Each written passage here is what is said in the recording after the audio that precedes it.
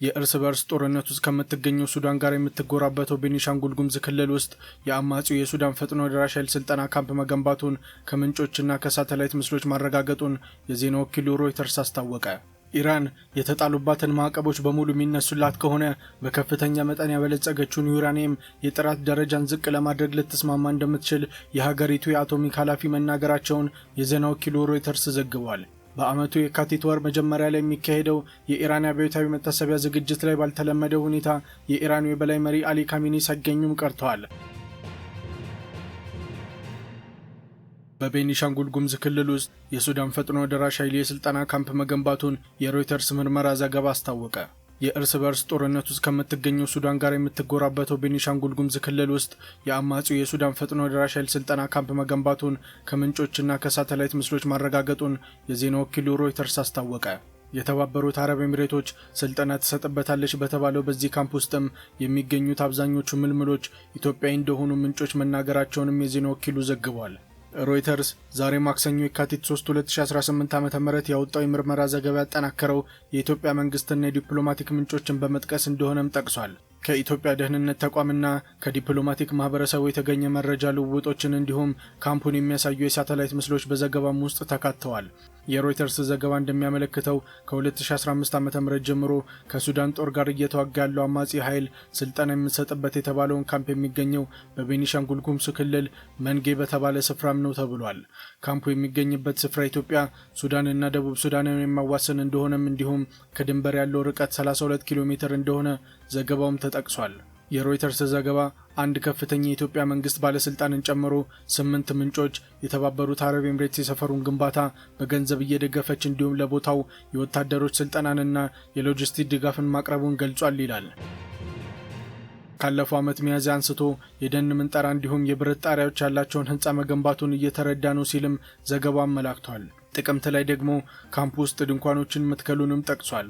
ህዳር ላይ የተነሱ የሳተላይት ምልክቶች ላይ 640 ድንኳኖችን መመልከቱን የጠቀሰው ሮይተርስ ካምፕ ውስጥ በጠቅላላ ከ10,000 በላይ ተዋጊ የመያዝ አቅም እንዳለው የሚያሳይ የዲፕሎማቲክ መልእክት ልውውጥም መልእክቱንም ገልጿል።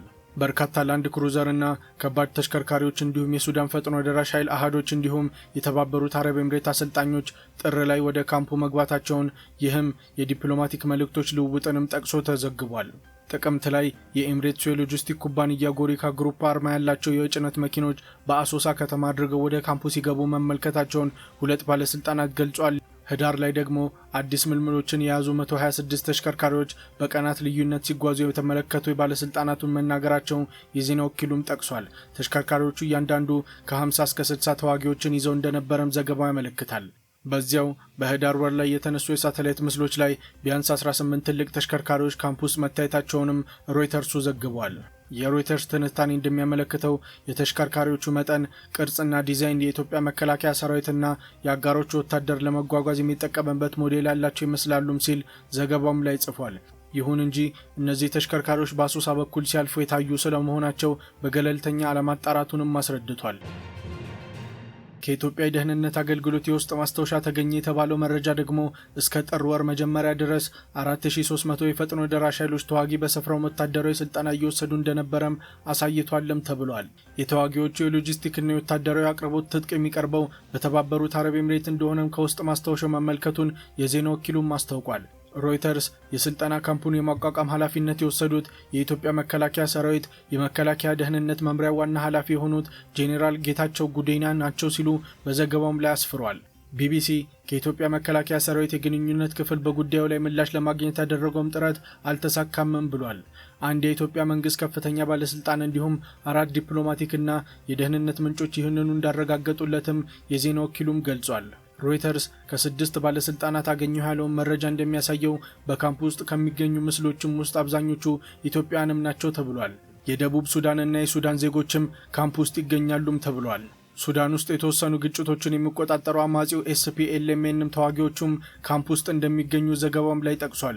ቡድኑ ግን ኃይሎቹ ኢትዮጵያ ውስጥ ይገኛሉ መባሉንም አስተባብሏል። ሮይተርስ ካምፕ ውስጥ በሚገኘው ስፍራ ላይ የሚደረግ ግንባታ በጥር ወርም መቀጠሉን ከሳተላይት ምስሎችና ከምንጮቹ ማረጋገጡንም ችሏል ብሏል ዘገባው። እንደ ዜና ወኪሉም ዘገባ ከካምፑ 53 ኪሎ ሜትር ርቀት ላይ የሚገኘው የአሶሳ አየር ማረፊያም ካለፈው ነሐሴ ጀምሮ አዲስ ግንባታዎች እየተከናወኑለት እንደሆነም ዘግቧል። በአየር ማረፊያው ላይ የሚደረገው ግንባታም ስፍራው የድሮን ማዘዣ ማዕከል እንዲኖር የሚያደርግ መሆኑን ካረጋገጠም በኋላ የሳተላይት ምስሎች መመርመሪያ እንዲሁም ከአንድ መንግስት ባለስልጣን ከተገኘ መረጃ መረዳቱን በዘገባውም ላይ አካቷል። ሮይተርስ በምርመራው የደረሰባቸውን ግኝቶች በተመለከተ ከኢትዮጵያ መንግስትና ከሱዳን ጦር ኃይሎች መረጃ ለማግኘት ያደረገው ሙከራ እንዳልተሳካለትም ገልጿል። የተባበሩት አረብ ኤምሬት የውጭ ጉዳይ ሚኒስቴር በበኩሉ በሱዳን ጦርነት ውስጥ በማንኛውም መንገድ ተሳትፎ እንደሌለው በመግለጽ ምላሽ እንደሰጠም ዘገባውም ያመለክታል።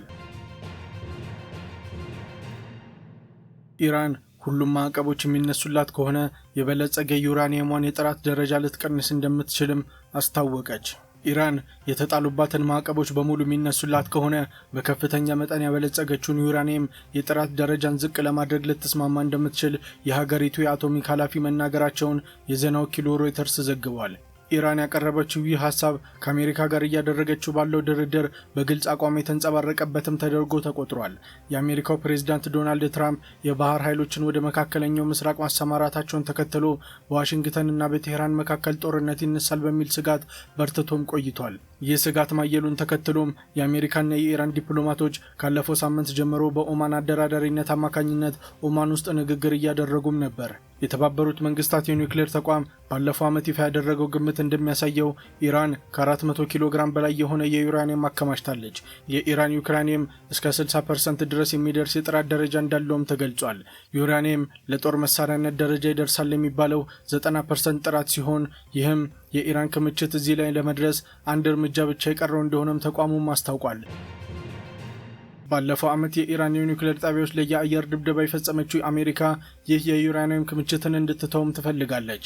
የኢራን የአቶሚክ ኢነርጂ ድርጅት ኃላፊ መሐመድ ኢስላሚ 60 በመቶ የበለጸገውን ዩራኒየም የመበረዝ አማራጭ በምላሹም የተጣሉባትን ሁሉ አማራጮች ይቀንሳል ወይም ይነሳል በሚል ላይ የተመሰረተም ነው ብሏል። እስካሁን ድረስ ከአሜሪካ ባለስልጣናት ጋር በተደረገ ንግግር የኢራን የበለጸገ ዩራኒየም ወደ ሌላ ሀገር የመላክ ሀሳብ እንዳልተነሳም ኃላፊው መናገራቸውን የኢራን የዜና ወኪል አይኤስኤን ዘግቧል። ይህ እንዲህ እንዳለ የኢራን ጠቅላይ መሪ አያቶላ አሊ ካሚኒ የቅርብ አማካሪና የብሔራዊ ደህንነት ምክር ቤት ኃላፊ የሆኑት አሊ ላርጃኒ ከአሜሪካ ጋር ድርድር እየተደረገባት ወዳለችው ኦማን እንደተጓዙም ተነግሯል። በዚህ ጉዞ ላርጃኒ ከኦማን ከፍተኛ ባለስልጣናት ጋር ተገናኝተው ስለ ወቅታዊ ቀጠናዊና ዓለም አቀፋዊ ሁኔታ እንዲሁም ስለ ሁለትዮሽ ትብብር ይማከራሉ ሲሉም ከፊል ይፋዊ የዜና ወኪል የሆነው የታስኒም ዘገባም አመልክቷል። ቀጣዩ ዙር የአሜሪካና የኢራን ድርድር የሚካሄድበት ጊዜና ቦታ እስካሁን አልታወቀም። የኢራኑ ፕሬዝዳንት መስዑድ ፔዜሽኪያን ቀጣዩ ዙር ንግግር ለዚሁ ጉዳይ ፍትሐዊና ሚዛናዊ መፍትሄ ለማግኘት የሚያስችል ተገቢ አጋጣሚም ነው ብሏል። አሜሪካ ከፍተኛ ጫናዎችን ከማሳደር ከተቆጠበችና ቃሏን የምታከብርም ከሆነ ተፈላጊ ውጤት ላይ መድረስ እንችላለንም ብለዋል። የኢራን የበላይ መሪ የሆኑት አሊ ካሚኒ ባልተለመደ ሁኔታ በኢራን አብዮታዊ በዓል ላይ ሳይገኙም ቀርተዋል። በዓመቱ የካቲት ወር መጀመሪያ ላይ የሚካሄደው የኢራን አብዮታዊ መታሰቢያ ዝግጅት ላይ ባልተለመደ ሁኔታ የኢራኑ የበላይ መሪ አሊ ካሚኒ ሳይገኙም ቀርተዋል። በእርሳቸውም ምትክ የኢራን የጦር በላይ አዛዥ የሆኑት ሜጀር ጀነራል አብዱራሂም ማሲቪ ክብረ በዓሉ ላይ ተገኝተውም ንግግርም አድርገዋል። ማሲቪ ጠቅላይ መሪውን ወክለው በመገኘታቸው የተሰማቸውን ክብር ለታዳሚዎቹ ባደረጉት ንግግርም ገልጸዋል። በኢራኑ የበላይ መሪ ምትክ በበዓሉ ላይ የታደሙትን የተለያዩ ወታደራዊ አዛዦችን ያገኙት ማሲቪ በንግግራቸውም ላይ ከአሜሪካ ጋር ሊኖር ስለሚችለው ግጭት በማንሳትም ቀጠናዊ ጦርነት ለመጀመር ፍላጎት የለንም ብለዋል።